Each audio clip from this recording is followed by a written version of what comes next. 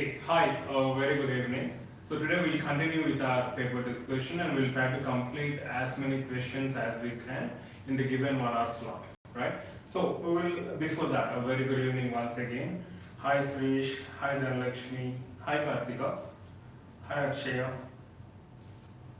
a very good evening, right? I hope it is streaming fine, and if you have any issues with streaming, do let me know, right? So, as we have seen few questions yesterday, we'll go through a few other topics pertaining to NEET MDS 2018, right? Question paper. So, yeah, hi Manal, good evening. So there was one topic where they have asked you regarding the difference in alveolar crest height between a normal clinical scenario and radiographic scenario, right? So we have this range, I mean, the normal and the radiographic discrepancy can range from 0 to 1.6 mm because of difference in X-ray angulation, right? So there was one question pertaining to this. So the difference in alveolar crest height between a clinical scenario and a radiographic scenario range between 0 to 1.6 mm. So you can just make a note of it.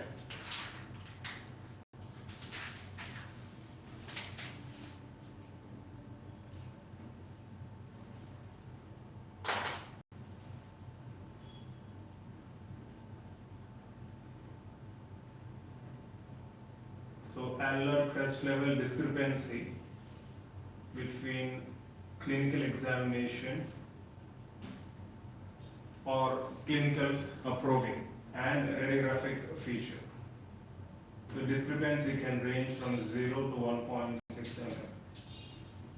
Right? So we have this difference in radiographic interpretation because of different angulations, right? Next, there was another query on which is a common salivary gland tumor in parotid gland. So as we have gone through literature, pleomorphic adenoma constitutes around 60% of the tumors, followed by mucoepidermoid carcinoma, and then we have Warthin's tumor, right? So common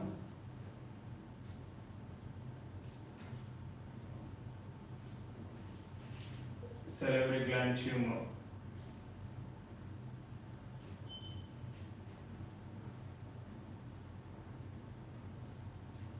So also it's always better when you're referring, when you're preparing, it's always better to go through the percentage incidences and also various proportions, right? So obviously you can have questions pertaining to this.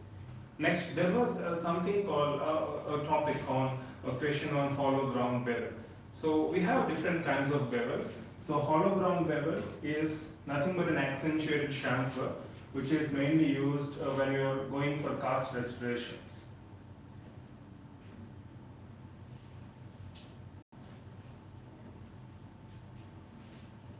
Right? Hollow ground bevel, especially in class 4 and class 5 cast materials, right? So we have this concavity in order to provide adequate bulk of the casting material, right? So hollow ground bevel. We have already also discussed the same in our classes, right? Okay. Next, we have various components in developer and fixer solutions. So all the individual constituents are very important, and in specific, the functions of the individual constituents. So there was a question on what is the function of potassium bromide in a radiographic developer solution. So potassium bromide, role of potassium bromide in radiographic developer solution. So its objective is to retard developing of unexposed silver halide crystals, right? So we go through all the constituents and the respective functions. So retarding developing agents from developing unexposed silver halide crystals, right? Next.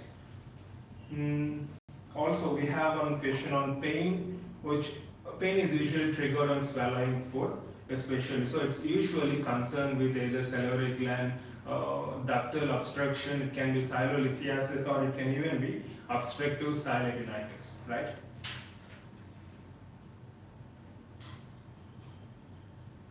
So either pain on swallowing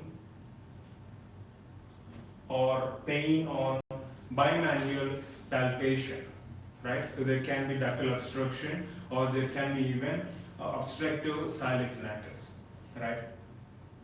Next, also a question on EEG, electroencephalogram. So in specific about alpha waves. So alpha waves, they originate from the occipital lobe during wakeful relaxation with closed eye, and they help in, their function or they represent the awareness of body and integration of feeling. So we have various corresponding waves, not just EEG, but also make sure that you're familiar with ECG, right? ECG, we have JVP, various graphs and their interpretations, right? So alpha waves help in awareness of body and integration of feelings. That's the function. And these originate from the occipital lobe during wakeful relaxation with closed eye. Okay. And also there was one question on osteotome, comparing that with chisel. So obviously chisel, we'll just make a note of this here.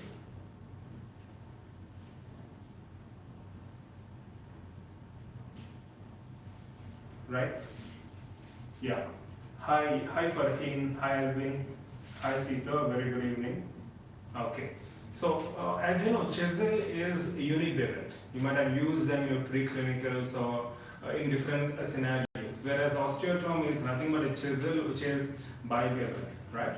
Yeah. We have already discussed the same in our image-based discussion also, osteotome. Next, so the best radiographic view to observe the neck of condyle. So this we have discussed several times previously. Reverse term view.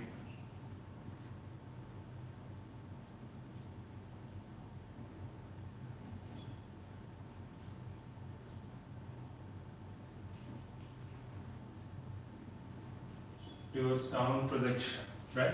Also, I discussed various external projections. It's even available in YouTube as far as I remember. You can go through that for more information. Next, we have one premolar classification, occlusal classification of premolars. Kudd's classification, K-A-Z.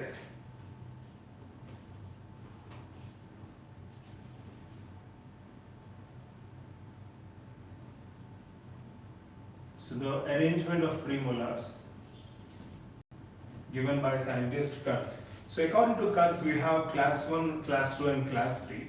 So class 1, there is exact fit between the mid cusp of most anterior premolar, that is your first axillary premolar, and the embrasure created by the distal contact of most anterior lower premolar. So we're trying to obtain the relation between premolars, first maxillary and first mandibular. According to Kudd's, class 1 is the exact fit between the mid cusp of most anterior maxillary premolar and the embrasure which is created by the distal contact of mandibular first premolar. If this is the case, if the upper cusp of the premolar is coinciding with the distal embrasure or distal contact or embrasure created by distal contact of lower premolar, then it is 0. If it is plus in the sense if the upper tooth is far ahead, then it is class 2. If it is behind the embrasure, lower embrasure, then it is class 3, right? So it's denoted, this premolar arrangement is denoted either as 0, plus and minus. 0 means coinciding of cusp and embrasure, plus is class 2, minus is class 3, right? So the same, this is in case of permanent dentition obviously, and the same rule can be applied for deciduous dentition, where the same rule is applied for first deciduous molar in case of mixed or deciduous dentition, right? Okay.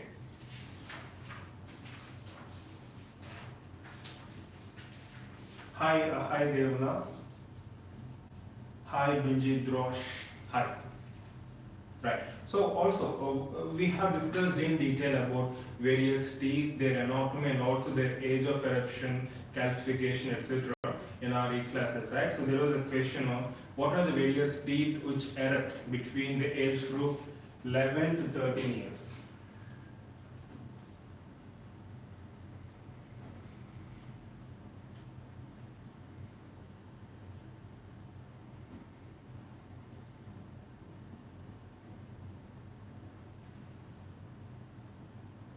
right? Between 11 to 13 years. So obviously, based on their age of eruption, we have different teeth altogether. So maxillary canine, first, second premolar, and second molar. So in case of maxilla, so we have maxillary canine, premolars, and second molar. Obviously, the first molar erupts at around 6 to 7 years, right? And at the age of 11 to 13, in case of mandible, it's mandibular first premolar, second premolar, and second molar. So between 11 to 13, if you observe the age of eruption patterns, we have obviously in case of maxilla canine, premolars and second molar. In case of mandible, it's premolars and second molar, right? Okay. And also there was a question on differences between maxillary and mandibular canine. I hope you can see if I write here.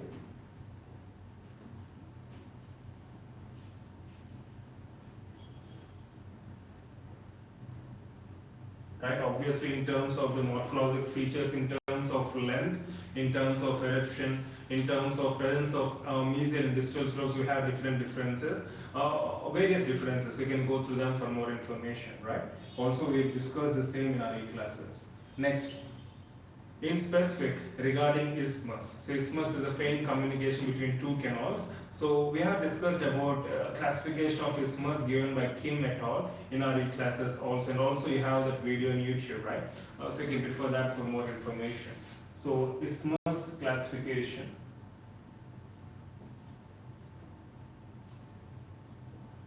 By Kim. I think we have till 5. Yeah, 5 types. Yeah. So we have one question on obturation. So what are the instruments which are not used in obturation? And spreaders, plungers, bar broaches, lentulospirals. So spreaders are basically used for sake of creating space, lateral compaction, plungers for vertical compaction. Barbed broaches are used for pulp extirpation, whereas lentulospirals are used mainly for delivering medicament apically, right, into the canal. Right, and also we have one question on fluoride concentration. What is the fluoride concentration or maximum fluoride concentration? So you have varnishes, you have toothpaste. Usually, if you know, if you remember, in case of toothpaste, we have this fluoride concentration of around 1000 ppm. In case of varnishes, like fluoride varnish, for example, Durafat, we have this 22,600 ppm. So we have these values, so it's better to memorize these values. We have mostly memory-based questions, right? So it's always better to have notes, maintain notes, so that will help you before exam, as we have been discussing for the past 1-2 years, right?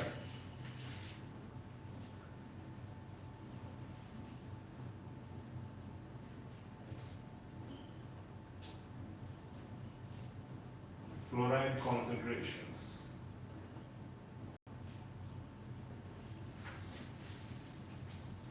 Yes, there is also one question on dental translucency theories. I'll let you know, right? Okay. Next, we have this punched out ulcers, right, in case of syphilis, which we discussed, and also averted margin ulcers in case of squamous cell carcinomas, if you remember. So, ulcer margins, we have few questions on the same, right? And unfortunately, there was one question on gene which is involved in achondroplasia. We have discussed that in the final part of yesterday's video also. So the gene which is involved in achondroplasia is FGFR3 gene.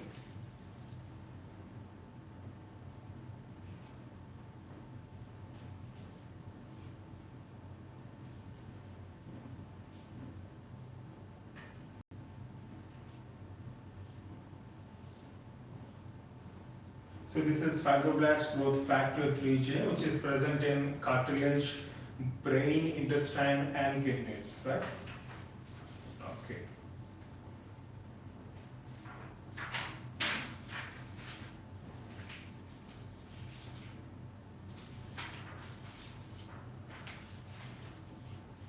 Yes, Sita.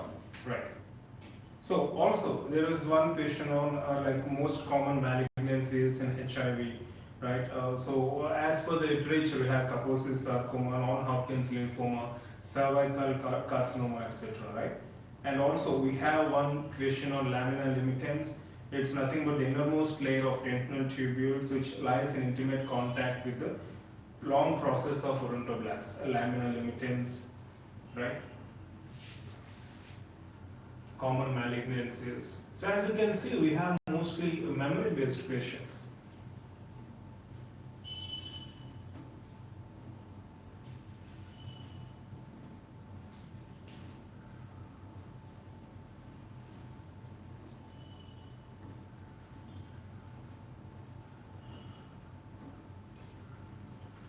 Right, and also we have discussed this question several times previously, which is the most common site of fracture of mandible, right? You can refer e-classes, you can refer a textbook discussion for various percentages like condyle, body, angle, right? So we have this percentage incidences, right?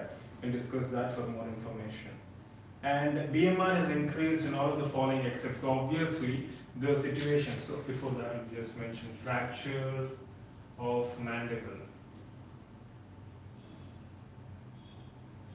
And regarding BMR, so basal metabolic rate, in which conditions is it increased and which conditions is it decreased?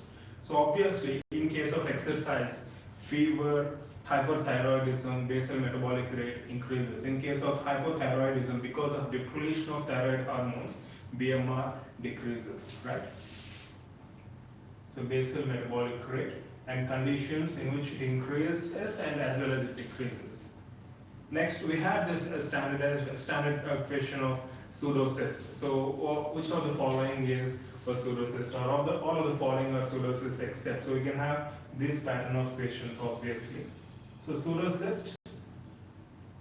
So, we have different pseudocysts as we have discussed previously also. A staphnous bone cyst, aneurysmal bone cyst, hemorrhagic or traumatic bone cyst, or mucosal extravasation type, right? So we have different kinds altogether. And reverse blood flow in ventricular septal defect. So VSDs, which are also seen in tetralogy of Fallot. So ventricular septal defects, reverse blood flow.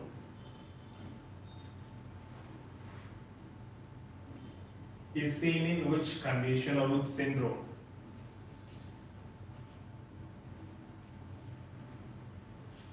It is Eisenmenger syndrome. Eisenmenger syndrome. Eisenmenger, Eisenmenger syndrome, right? Where there is reverse blood flow in ventricular septal defect. As a result of this reverse blood flow, poorly oxygenated blood directly enters into systemic circulation rather than going into your pulmonary circulation for purification, right? And then in perio we have these organisms belonging to red complex, secondary colonizers. So we have such questions from perio as well.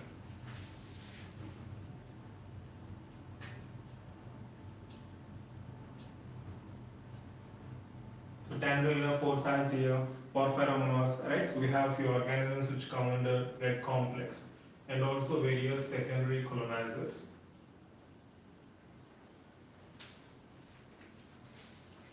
Yeah, and orange colored sweat is related to which drug? So you have this orange colored urine, you are much familiar, we have this rifampicin, right? So orange colored fluid, orange colored urine. But orange colored sweat can be because of lotions containing this sun protecting or sun protection factor, or even certain foods like onions, garlic, sodas, and orange colored urine as usual. You know about rifampicin, pyridinium or sulfasalazine, right? And as I said, which are the organisms? So there was one question on red complex also.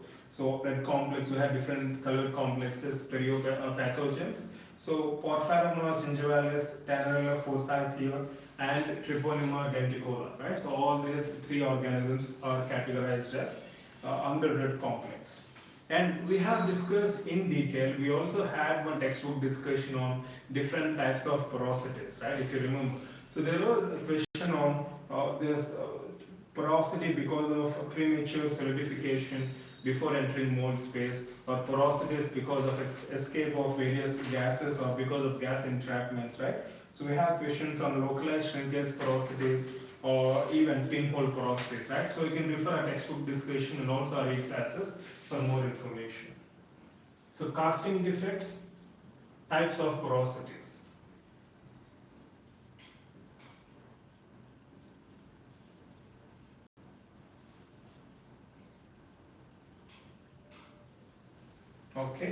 Next, obviously, triple antibiotic paste. We had this discussion previously. So triple antibiotic paste, you have metronidazole, ciprofloxacin, and minocycline. So the component which is responsible for discoloration is minocycline, right?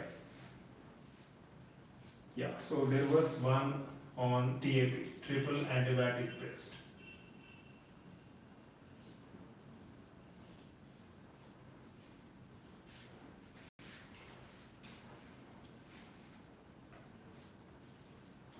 Yeah, and also there were questions on drug interactions. Drug interactions. So as such, like for example, a patient who is on warfarin therapy, or like they have taken an antibiotic cephalosporin. So what cephalosporins or antibiotics do is they inhibit vitamin K dependent. Obviously, they act on microorganisms, intestinal flora, which produce vitamin K. So vitamin K production is affected. As a result, vitamin K dependent clotting factors are not produced normally, so there can be accentuated mechanism or action of warfarin, right? So there can be prolonged bleeding. So enhanced effect of warfarin, if a patient takes, who is on warfarin, also takes this cephalosporins, right? So there was a question on drug interaction, in fact one or two drug interactions.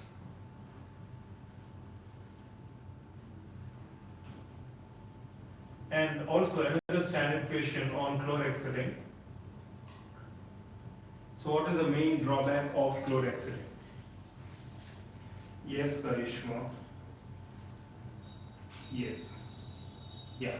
So, like, what are the major adverse effects of chlorhexidine? So, you might be familiar with this. So, we have this tingling sensation or even brown discoloration, right? But the greatest advantage we have is with chlorhexidine is its substantivity, right?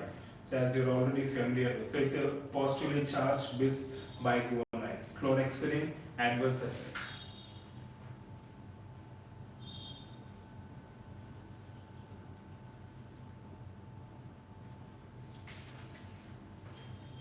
And yeah, and also we have like how do you sterilize buds? So it's another standard question. 2% sodium nitrite solution. Sterilization of buds.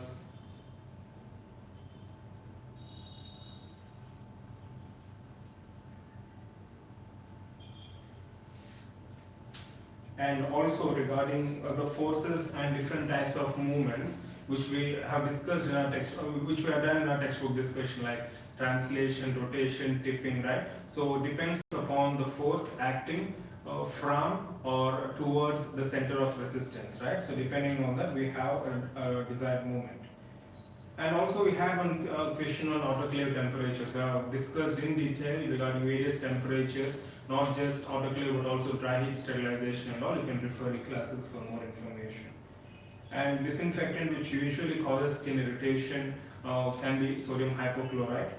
And also, as we have discussed yesterday, you had one image-based question you mentioned, and difficulty level of mesoangular impacted tooth. So we have this Peterson difficulty index. So based on the spatial relationship of the molar, like mesoangular, horizontal, vertical, and distoangular, you have scores 1, 2, 3, 4. And based on the depth of impacted molar, you have level A, B, and C with 1, 2, and 3 corresponding scores. And with relation to Ramus, you have again class 1, class 2, and class 3 with scores 1, 2, and 3 respectively. So by combining all these numbers 8 to 10, if that is the score obtained, then it is very difficult to extract. If it is 5 to 7, moderately difficult, 3 to 4, minimally difficult. So you can refer Peterson difficulty index for impacted tooth for more information.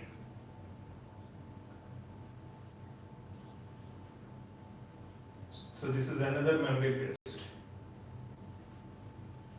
So you need to know that there are 3 criteria with different scores altogether, and after combining, after giving in question, they have given you one particular context. So based on which context this question fits into, you have to calculate score and assess the difficulty index accordingly, right? Okay.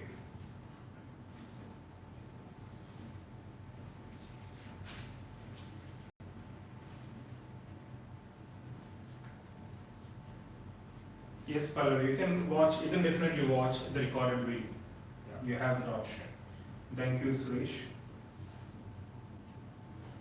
Yes, and also there was one question on what should be the minimum bone width when you're going for implant 3.7 mm.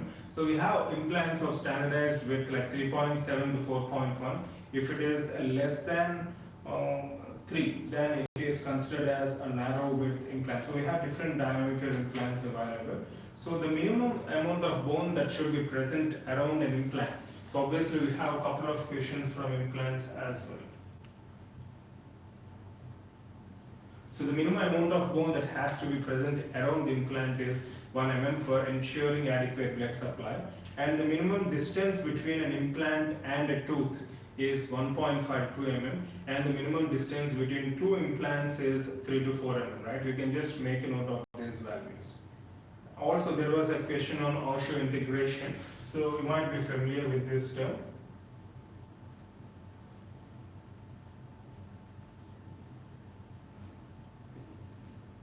So osseointegration, bone to implant fusion, where there is structural and functional connection between the bone and implant, which is critical for implant stability, right?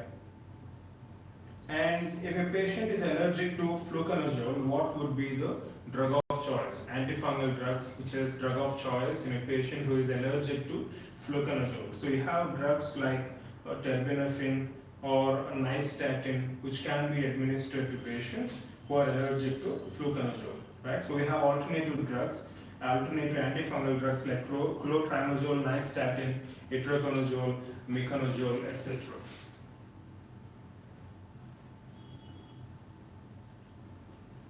So again, a memory-based antifungal drugs, right? And NSAID, which causes frontal headache, purely memory-based. So obviously, indomethacin, in its adverse effect, it's mentioned that it causes severe frontal headache.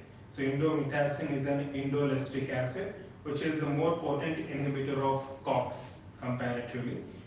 Compared to aspirin, and side effects include severe frontal headache, dizziness, vertigo, and lightheadedness. So side effects, memory based, you need to maintain notes.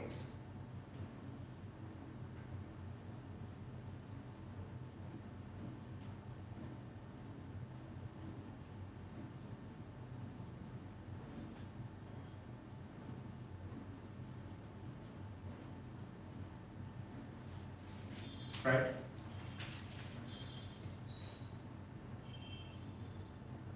Next, just before the exam, we had discussed about sulfur granules and multiple draining sinuses. So these are seen in case of actinomycosis, right? Anaerobic gram-positive rods. And we had another question on width appraisal. So width appraisal is based on which plane? So width appraisal is basically based on the occlusal plane and the perpendicular lines drawn from point A and point B. You can refer cephalometric landmarks video, which I have discussed in our classes. And so width appraisal gives us a relation between maxilla and mandible by considering occlusal plane by drawing perpendicular lines from point A and point B, right? So it's based on occlusal plane. So that was the question. Which plane? On which plane is width appraisal based on? Yeah. And a patient has pain on cheek while chewing and is symptomless during other periods. Maybe it's a trigger zone or something of that sort. So it's a case of trigeminal neuralgia, right? And also, before our final exam, we had discussed this antibodies also.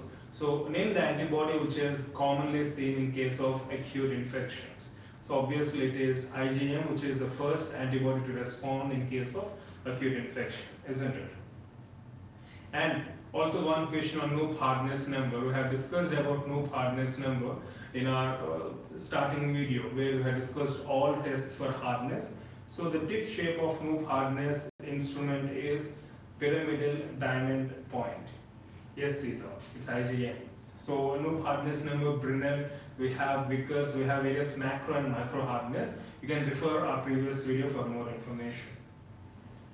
And also, we have one question on the side effects of opioids. So, common side effects include, the main side effects include physical dependence and erective potential, right? And also, along with that, sedation, dizziness. So, various side effects. Again, another memory-based question, opioid side effects.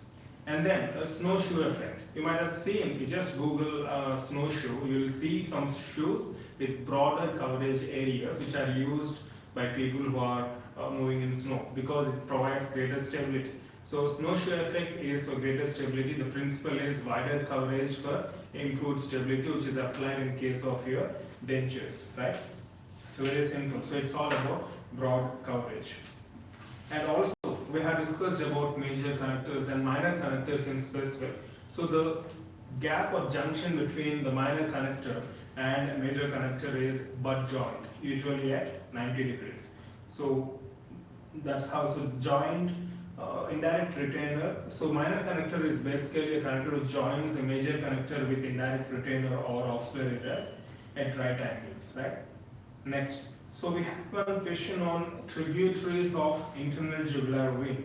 So what are the various tributaries of internal jugular vein?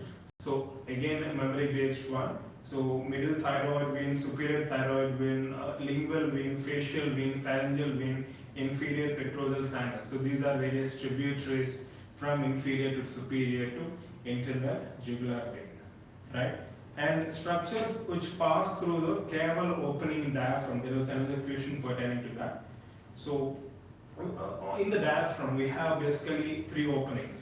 So one opening is called as vena caval hiatus, the other opening is called as esophageal hiatus, the third opening is aortic hiatus. So the question is which nerve passes through venal hiatus. So vena caval hiatus, the nerve which is occasionally passing is phrenic nerve. Along with it, it also transmits inferior vena cava, hence it is called as venal foramen or caval foramen or caval hiatus, vena caval hiatus, right? Yeah, hi B. Yes, also we had one question on Plateau Phase. So we had questions on EEG, ECG. So in case of ECG, Plateau Phase is represented by your ST segment, ST segment Plateau Phase. So it's a point at which there is ventricular depolarization. And also there was one question on linkage analysis or segregation analysis, which is which is mainly used in genetic epidemiology in order to understand the gene which is responsible for a specific phenotype. Segregation analysis, and this is also called as linkage analysis, linkage or segregation analysis. And also there was one question on high fusing ceramic temperature. So we have the ceramics high fusing, medium, low and ultra low. We have this temperature gradient. So high fusing more than 1300 degrees centigrade, medium 1101 to 1300 degrees centigrade, low 850 to 1100 degrees centigrade, and ultra low less than 850. So another memory based question. So high fusing obviously greater than 1300 degrees centigrade, right? And also there was one question on formocrystal pulpotomy. What are the indications for formocrystal pulpotomy? So we have discussed about vital pulp therapy, various other indications and contraindications previously in textbook discussion. You can obviously refer that for more information.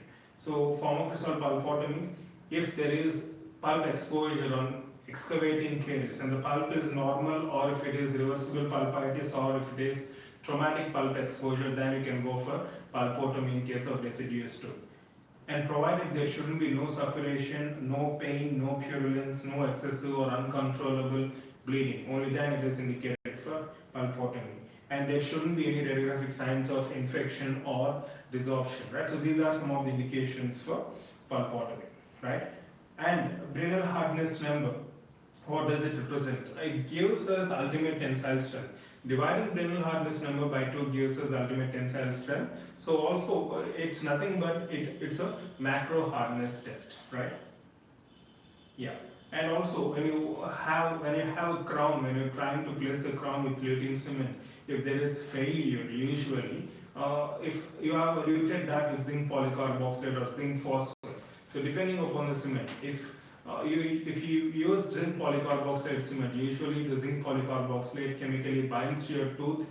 There can be more of cohesive failure within the cement, right, than there is a failure between the cement and the tooth structure.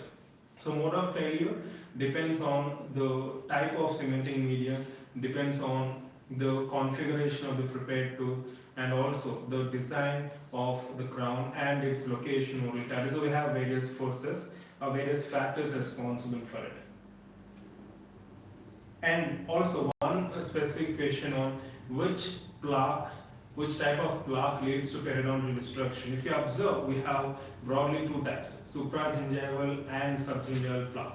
So supragingival plaque mostly responsible for gingivitis or caries, whereas subgingival plaque is mainly responsible for attachment flaws, periodontitis, etc. Right? So that's another basic question. And also radiographic signs of osteomyelitis. First radiographic sign of osteomyelitis. So there can be periosteal reaction secondary to elevation of periosteum. Right? So we have various radiograph features which are again very important. And pontic designs for maxillary central. So obviously whenever you're planning for anterior aesthetic teeth, aesthetic zones, you should have a modified ridge lap pontic, so that you'll have the combined benefit of aesthetics as well as your cleansing ability. So we have different types of pontics: mucosal contact, non-mucosal contact. In mucosal contact you have ridge lap, modified ridge lap, right? So we have ovate, right? So we have a conical type, and in case of non-mucosal you have sanitary pontic, right? So different types of pontics, their indications, they're very important. Next, there was a question on ameloglyphics. Ameloglyphics is nothing but tooth print or the pattern of arrangement of enamel rods, right? So it's usually implicated or used in case of forensic odontology. Next also we had one question on bacterial growth curve. We had one video on bacterial growth curve. Also we discussed just before the exam like different phases and significance of each phase. So obviously you have a lag phase first, followed by a log, and then you have your stationary followed by decline phase, right? So again, a memory based question or memory based. So there was another question pertaining to clinical features and symptoms. Pain elicited by heat and relieved by cold is a feature of which pulpitis? Remember, whenever there is pain in response to heat, and characteristically if there is relief with cold, it's a feature of chronic irreversible pulpitis, right? If there is relief with cold, feature of chronic irreversible pulpitis. And also differences in bone level comparing aggressive periodontitis and chronic periodontitis. So in case of chronic, you have this horizontal bone loss, it's non-specific. In case of aggressive, there can be vertical bone loss. If it is localized, you'll have bone loss, especially in case of your molars as well as your incisors, right? So we have different types of bone loss depending upon the type of periodontitis. And also there was one question on trigeminal nerve. So trigeminal nerve, it's a mixed nerve, fifth cranial nerve, originates from pons. You have three branches: ophthalmic, maxillary, mandibular, and you have a trigeminal nerve associated with a ganglion called trigeminal ganglion, which is located in Meckel's scale, right? So trigeminal nerve as such is very important, and if you're thorough with it, then you can answer any question pertaining to that, right? And also it supplies branches or all the teeth, right? Maxilla, mandible, right? Okay. Also, we had one question on branches of maxillary artery. So we have different parts: first, second, and third part of maxillary artery. So third part is something which lies in pterygopalatine fossa in association with pterygopalatine ganglion, and various branches of third part include sphenopalatine, descending palatine, infraorbital, PSA, artery of pterygoid canal, pharyngeal artery, middle superior alar and anterior superior alar. So we have different branches. So if at all they ask you like all the following are branches except, right? So you can have different kinds of questions altogether. So branches of maxillary artery as such are very important, right? And concussion of tooth. So what is the term? Yes, Sita. I'm going fast because I'm trying to have an overview of all the questions rather than going with detailed explanation, right? So, anyways, we'll be incorporating these questions in our test series, so you need not really worry about it, right? I'm trying to cover because we still have a lot many questions to cover. I'm just trying to give you an overview of the topics which are being covered in the entire process, right? Okay, next, we'll just do a few more questions and then we'll stop. Yes, Ananya, yes, Pradeep. Hi, good evening.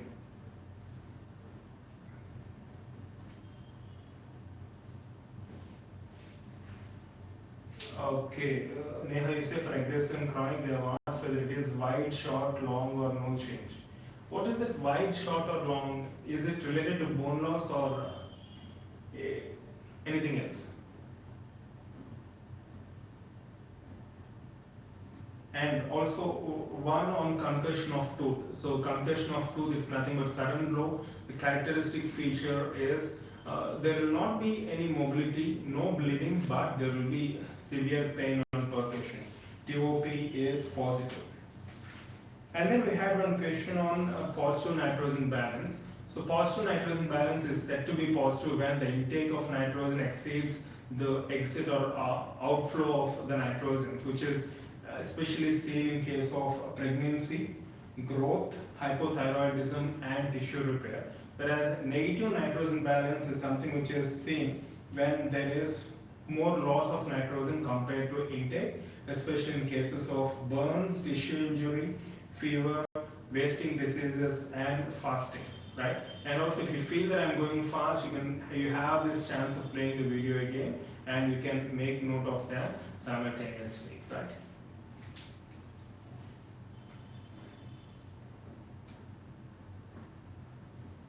Concussion is sudden blow. It's not necessary to have rupture of blood vessels.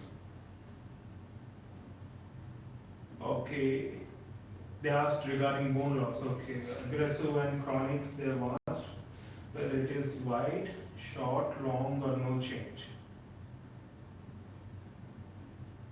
Is it like they have asked you the comparison between aggressive and chronic, or the common finding in aggressive and chronic?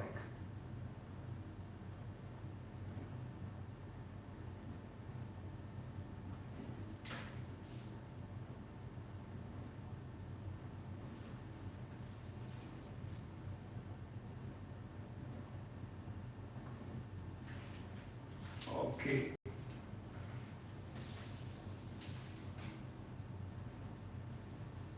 Then in that case, it seems to be wide seems to be more appropriate.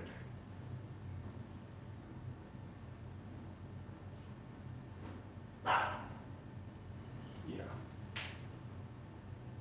Anyways, I'll see if I can get more info on that.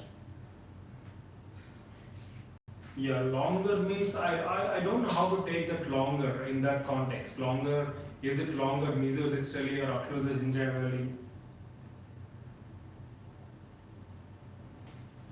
Okay, how does aggressive differ?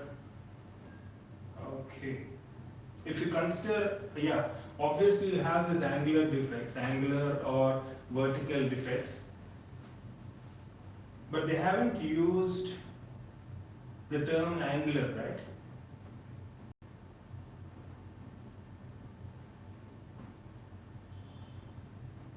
Because angular defects usually in case of localized aggressive periodontitis extend from the distal surface of second premolar to mesial surface of the second molar. So maybe you can consider that as wide. You don't know what's there in their mind while framing the question. Yeah, that's the confusion we have here. Longer means in which dimension, wider means in which dimension.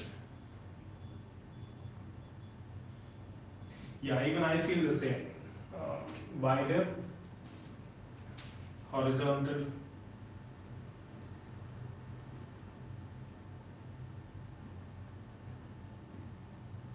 Yes.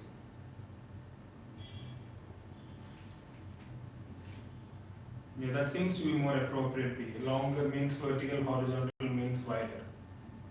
Okay. Was there any information like key release or something? I don't think there is something like key release, right?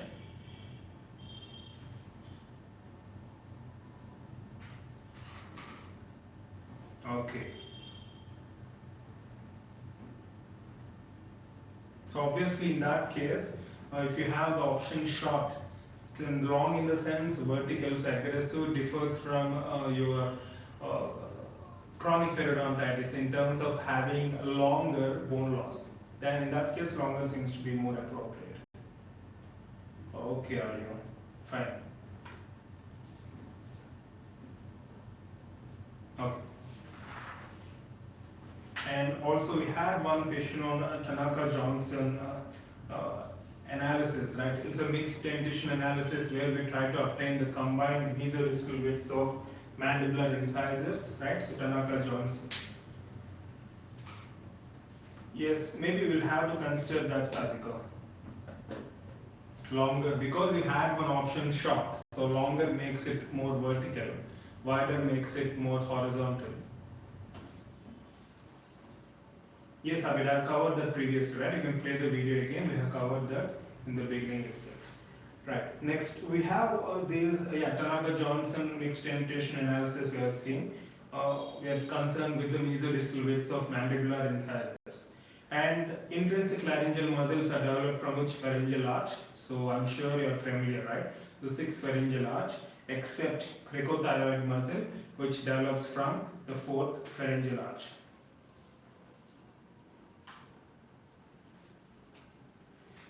Yes. Dhanakshmi, you should say the image-based question. In fact, I've asked you yesterday. So you have any info, do let me know. You know, given me the question, but which picture exactly, we're not sure.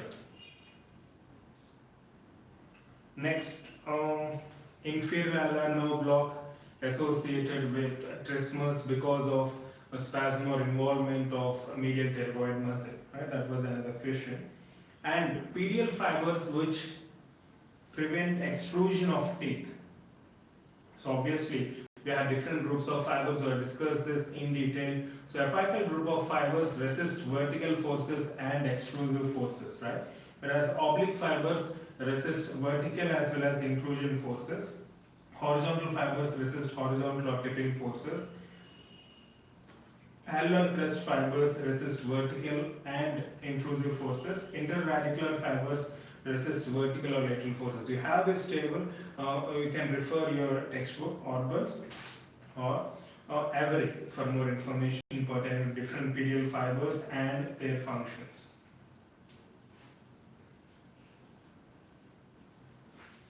I don't know from what it is repeated, but your James K. Avery says that alveolar crests are mainly involved in resisting vertical as well as intrusive forces, whereas apical group of fibers are mainly concerned with vertical and extrusive forces.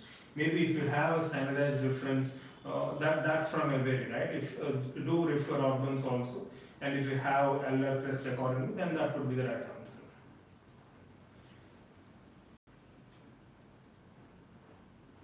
Yeah, denture retention with saliva is an example for.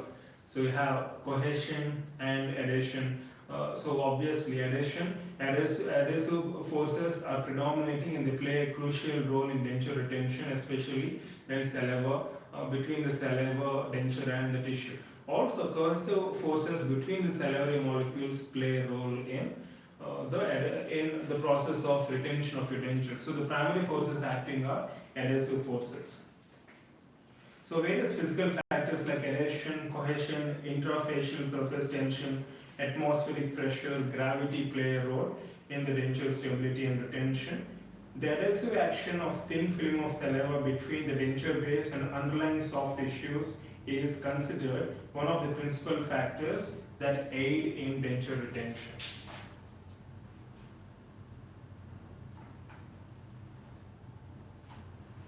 Yes, we had. I hope we had discussed before exam. Good, Sita. Yes, Lakshmi, not present yesterday. Fine. And child with high caries susceptibility, what is the order of teeth that are affected? Remember, maxillary teeth are mostly affected compared to mandibular teeth. And the second thing is mandibular incisors are least affected.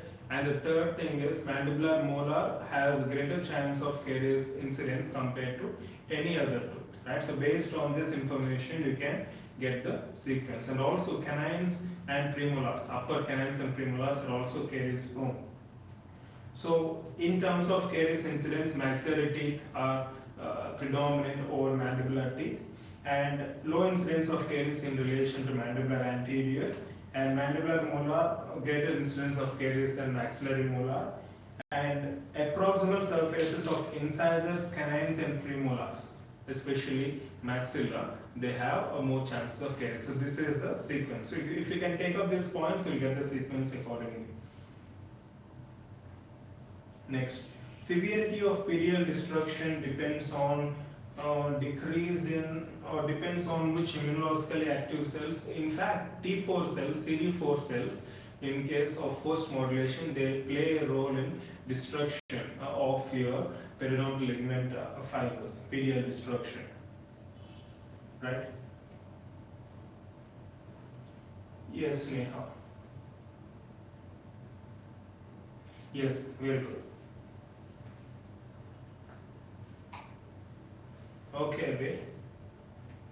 Next, there was a question on your charge coupled device. So charge coupled device, it basically contains pixels which convert light energy into charge, and this charge is passed in a bucket brigade fashion. Bucket brigade is nothing but a chain kind of arrangement, right? So this bucket brigade fashion is seen in case of your pixel arrangement, transfer of charge in case of your C-series, charge coupled device.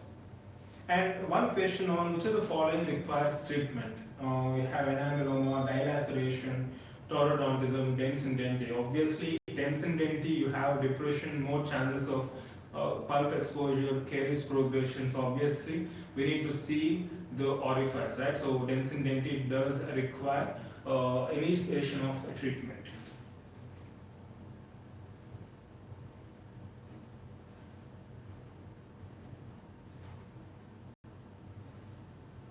Okay.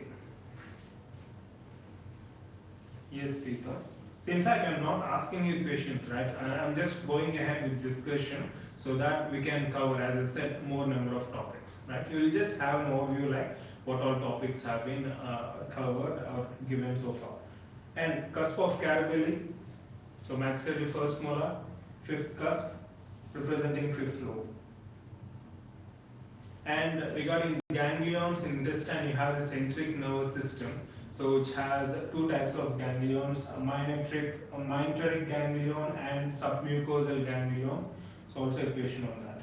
And pregnancy category drugs, we have discussed in detail various categories and examples of various drugs. So under category C, various drugs that come include chloramphenicol, pramoxine, codeine, trimethoprim, sulfonamide. So we need to memorize these drugs.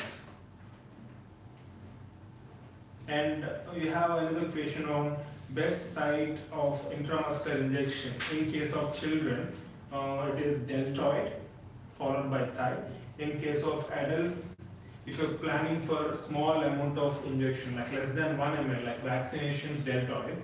In case of adults, larger volumes, then it is ventrogluteal. So in case of children, deltoid. In case of adults, smaller volumes, less than 1 ml deltoid, larger volumes, ventrogluteal. That is more than 1 ml. And we had one question on immediate type of hypersensitivity antibody involved is IgE mediated, right? And endoscope sterilization, I guess you had this query also, right? Regarding endoscope sterilization.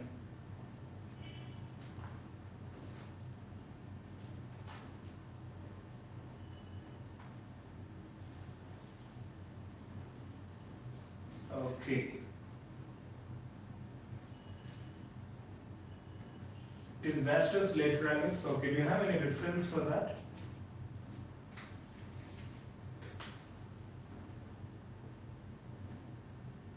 Okay, anyways, I'll just go through that once again. My reference is deltoid.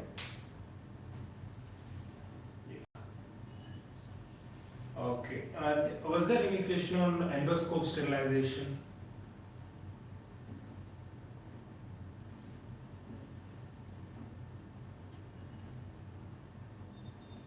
No, I'm not talking about MCQ book, I'm talking about the standard textbook references. Yeah, high practical, yes. Yes, endoscope sterilization, yeah, neutraldehyde. And also question on denture stomatitis, right? Candida albicans and symptoms of Cushing's syndrome. So Cushing's syndrome symptoms include rapid weight gain, mental instability, moodiness, muscle or bone weakness, osteoporosis, diabetes mellitus, hypertension, right? Again, it's a uh, memory based. Okay, fiber optic type, fiber optic endoscope, fine.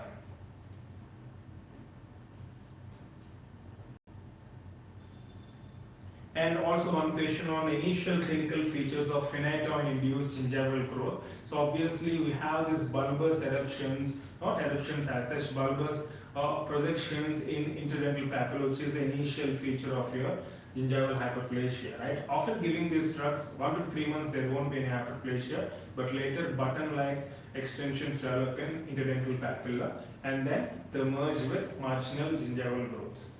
So phenytoin-induced gingival growth, the initial clinical sign is, so you'll have this enlarged interdental papilla, bead-like, painless, bead-like enlarged interdental gingiva. Following which, as I said, initial after 1 to 3 months, there won't be any gingival manifestation. Later, you'll have the involvement of interdental papilla. And before exam, again we discussed about furcation involvements, right? The worst prognosis is seen if at all furcation involvement is seen in relation to this particular tooth, then it's considered to be very poor or worst prognosis. Yes, Ananya, I just written here also margins. Yeah, we had 2 patients. Yes, thank you.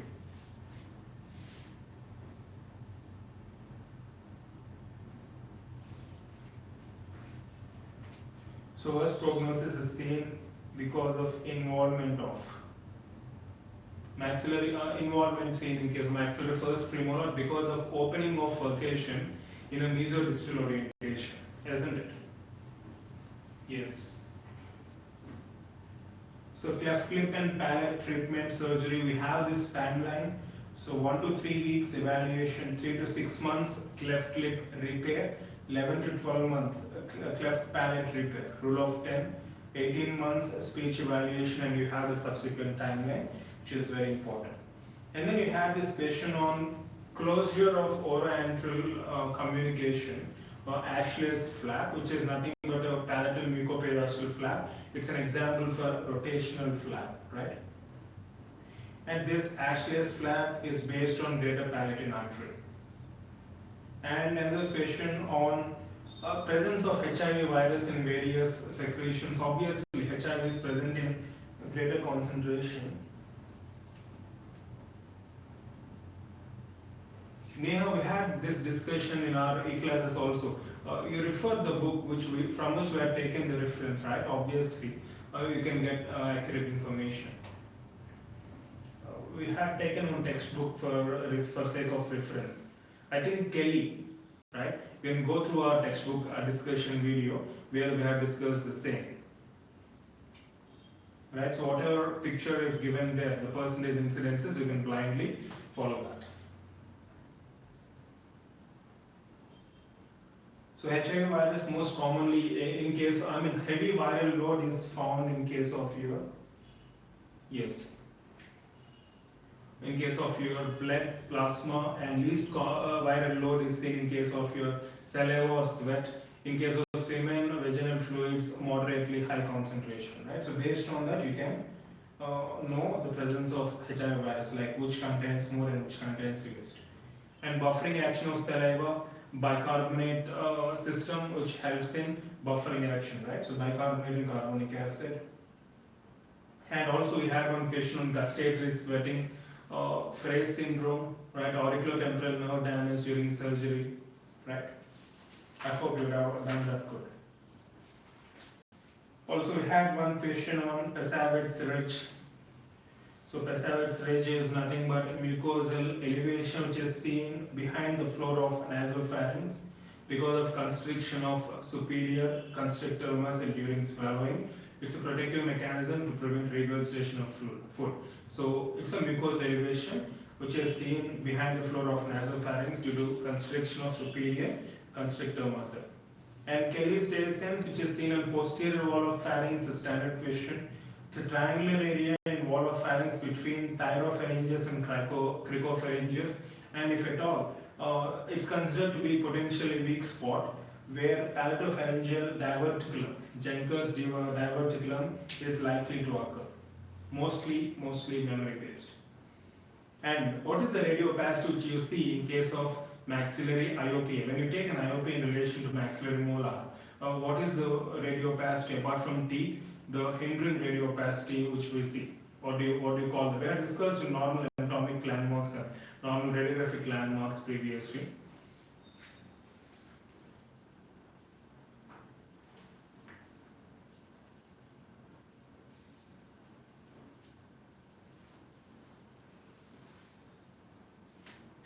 Yes. Blood, plasma, usually contains higher load.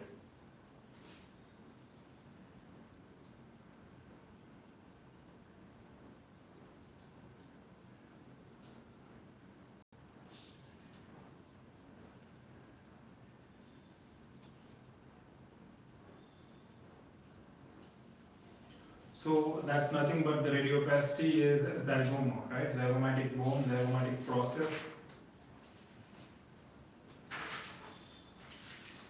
And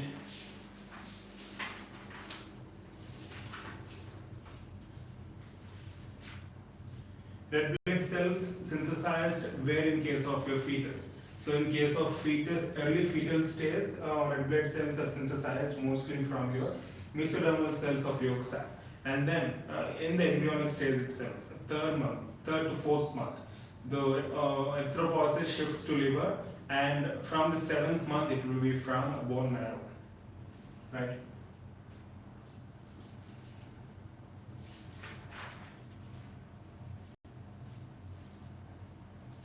And which is considered to be more resilient. Cast gold, wrought gold. So obviously, cast gold you have this very extra hard material which can be even used for base metal. I mean your treatment part, not treatment part, cast partial dentures and all. Wrought metal, wrought gold alloys, they are used for fabricating clasps and all the appliances.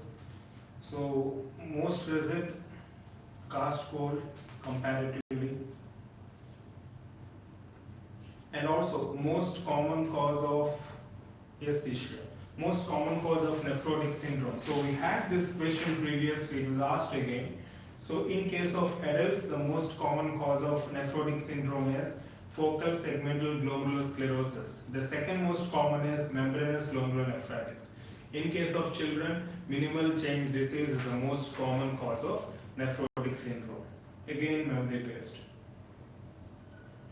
So solution which is used during keratocyst removal, carnoid solution, chemical necrosis, 3 ml of chloroform, 6 ml of absolute ethanol, 1 ml of glacial acetic acid, and 1 gram of ferric chloride. Povidone iodine, which is used in surgery, mainly used for antisepsis, right? It has broad spectrum. It's a broad spectrum antiseptic solution, which for skin disinfection. Yes, Dhanlakshmi, good. And factors involved in extrinsic pathway, we discussed extrinsic, intrinsic pathway in detail. 7, 10 and the other factors, extrinsic, 12, 11, 9, 8, intrinsic. You can refer our reclasses video for more information. And before exam we had discussed this. Instrument formula, we have 4 digits. In that case, second digit represents cutting edge angle.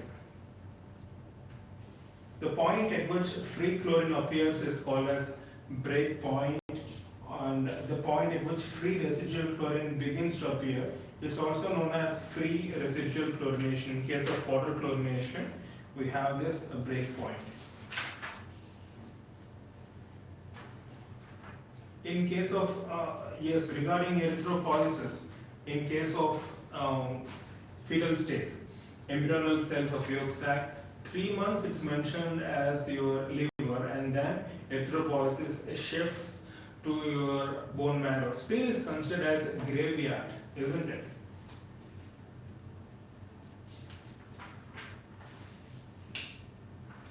And also we have a question on matte gold. It's an electrically precipitated powdered gold. We have discussed this in detail previously. UHTH-OFFS, Uthoff's sign. Uthoff's sign is nothing but worsening of neurological symptoms in multiple sclerosis, right? And also there was a question on jet test which I had seen previously, T-test, you may have done that well. And stratum intermedium produces which enzyme? It has stratum intermedium, which has a role in enamel formation, right?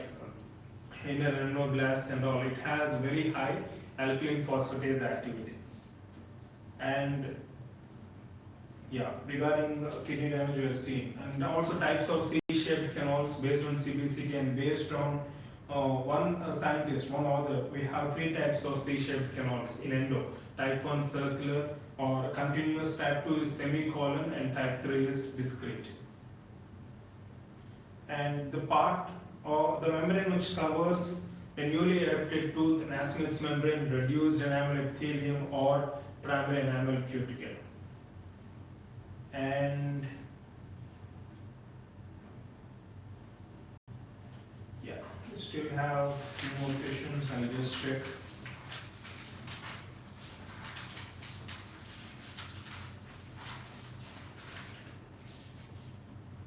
In case of 4-digit formula, yes, in case of 3-digit formula, the second digit indicates length, but we're talking about 4-digit formula. In case of 4 digits, the second indicates, the cutting edge angle. Third one will be length in millimeters, fourth one will be blade angle.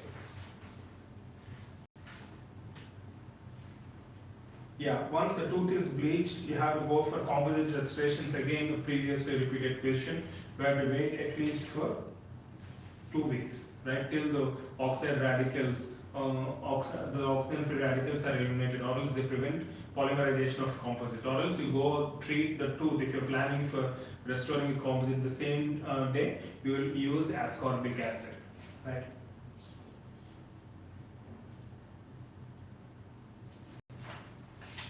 And adrenaline concentration injected, we have discussed about this. In case of emergency, amount of adrenaline that is injected, right? So 0.5 milligrams, 1:1000 IV.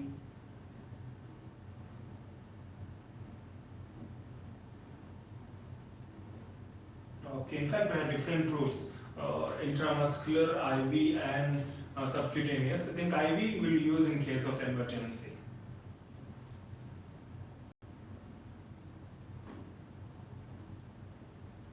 Ananya, it is alkaline phosphatase. Stratum intermedium has high alkaline phosphatase. I have referred.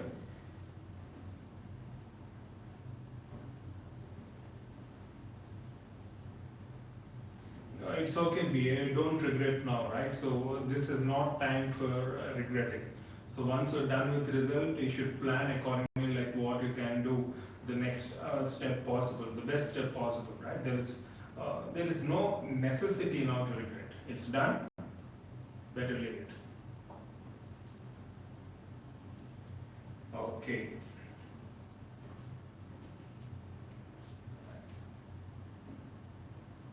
So an elevation on a tooth which separates the occlusal surface. So we have elevations like ridges and cusps. Obviously, the elevation which separates the occlusal surface would be a ridge.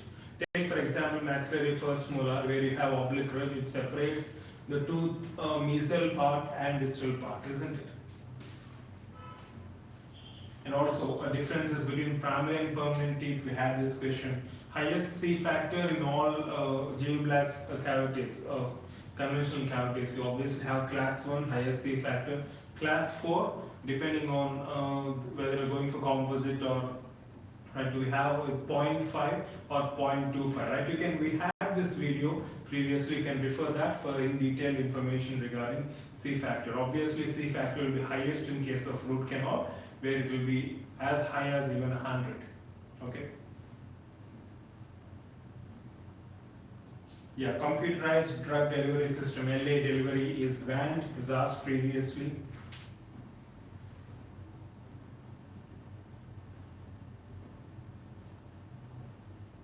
Yeah, principal disadvantage of metal dentures, we have this difficulty to reline, one of the disadvantages. And thumb sucking habit, I think we have seen yesterday, right? Freudian theory, classical Freudian theory. And Daughtry procedure for recurrent TMJ dislocation.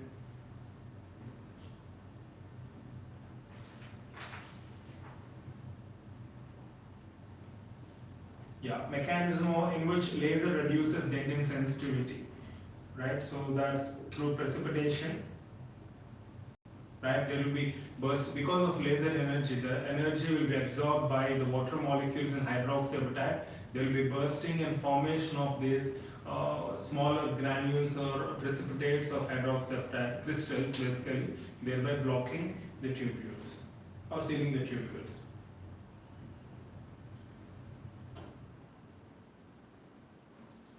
High temperatures we have seen. Orthodontically treated tooth to prevent relapse, rotations and all. We are trying to derotate and there can be relapse, so we go for circumferential supracrustal fibrotomy, right? CSF.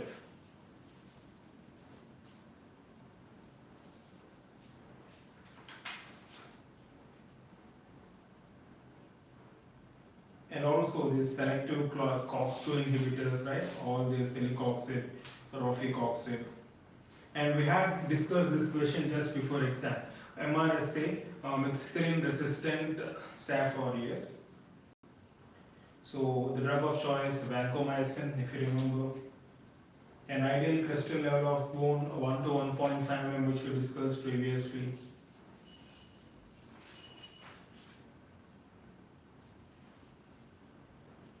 Yeah, pulpotomy or any specific treatment. We have this primary, secondary, tertiary stages, public health dentistry. There are treatment protocols and plans. So specific treatment comes under tertiary care.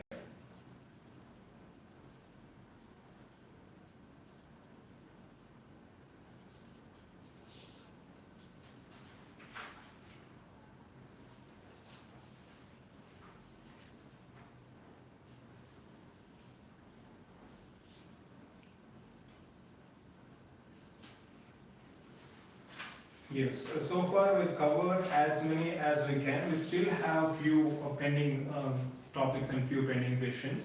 We'll see, we'll try to cover them as soon as possible. I'll review the questions once again. I'll see if what best I can do to complete the remaining questions as well, right?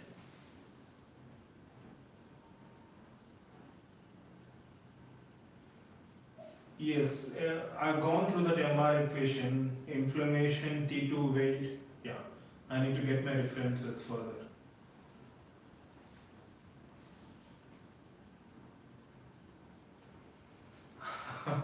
Yes, Sita. Yes.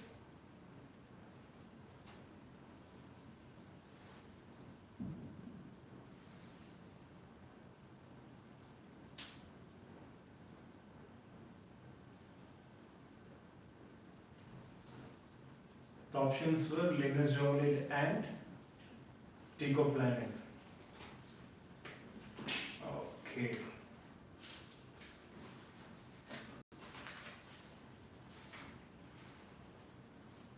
Yeah, hi Navya.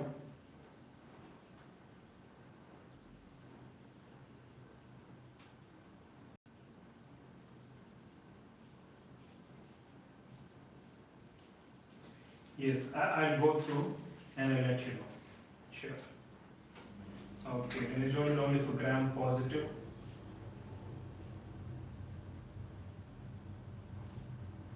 And anyways, I'll just go through the references once again and I'll get back to you, right?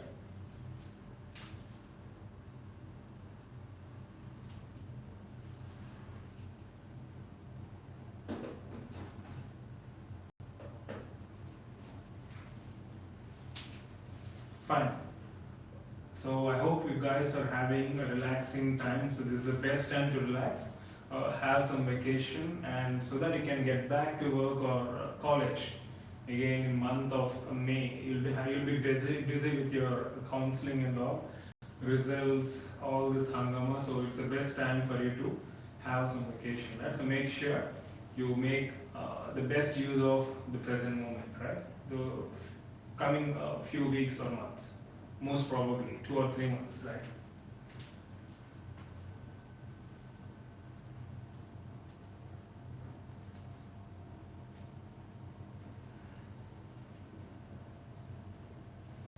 So no idea on a new.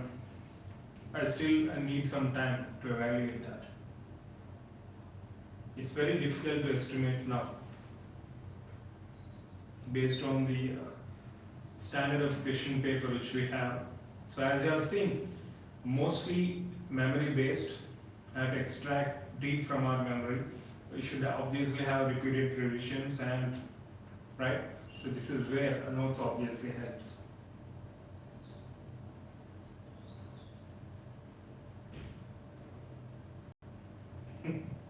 Okay, right. So it's been 1 hour. In fact, I was very fast today, so that because yesterday we covered only few, we can count on fingertips. So I felt like we should cover more. So the objective, as I said, is to cover as many topics as possible. Anyways, if necessary, we'll have detailed discussion definitely in future, especially for those appearing for 2019 NEET, right? Yes, I mean hologram bevel is nothing but a concave or accentuated chamfer, which is placed in order to, which is usually given in case of type 4, type 5 cast restorations to improve their castability and retention, right? So it's nothing but an accentuated chamfer where you have a concavity, adds up to retention as well as resistance. Already I've discussed that in the beginning of this video, right? You can go through that for more information.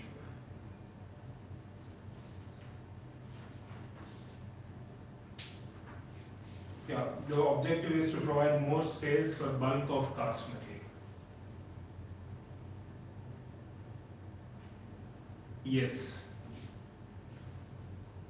Yeah, it's mentioned in your prospectus at 31st January, right?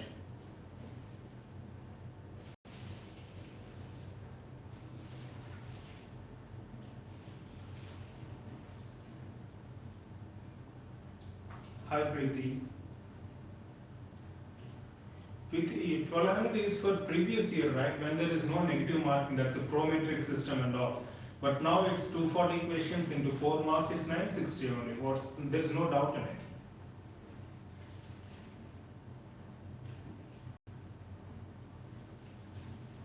Okay, Ananya, so you've checked, Lenazolid is safe.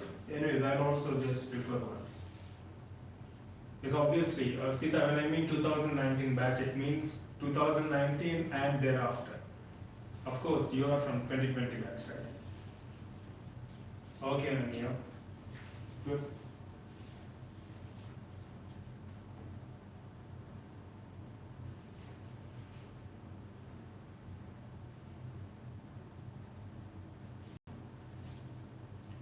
Yes, Muhammad, we have covered in E-classes, autoclave temperature, hot air ovens, right?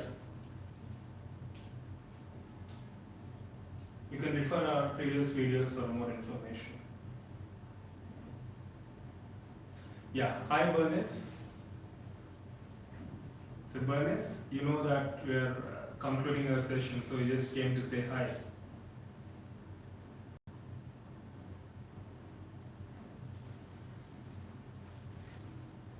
Ah, okay, right. So we'll stop it here. So I hope Bernice, I hope it went well. Anyways, we'll see if the remaining questions we can cover. And we still have a few more questions. Yeah. Yes, you're most welcome. Right. Because the problem is questions more or less we've got key point, keywords or with incomplete or no options altogether. So it's been a challenge for us to really understand the nature of question. Anyways, uh, it's always better if they provide us with question paper. It would have been more easy. Exam would have been more transparent and it obviously help you enormously. Anyways, we should get used to whatever they give. Yes, Rahman, I refer to the video, the entire video we discussed in detail all of this stuff, right? Yeah, in fact, I don't have any questions, frankly. I only have keywords. I'll be posting all these pictures in a Google group, right? You need not worry about that. Yes. You're most welcome. See you all again in another live session. I'll update you regarding the timing of next time session, live session, I'm sorry. So, love you all, take care and enjoy your vacation. Okay? Yes, bye Kartika. It's okay, man. It's not an issue now.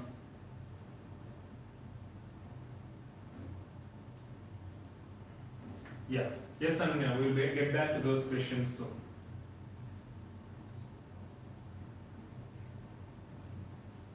Yeah. Bye. Good night. Love you all. Take care.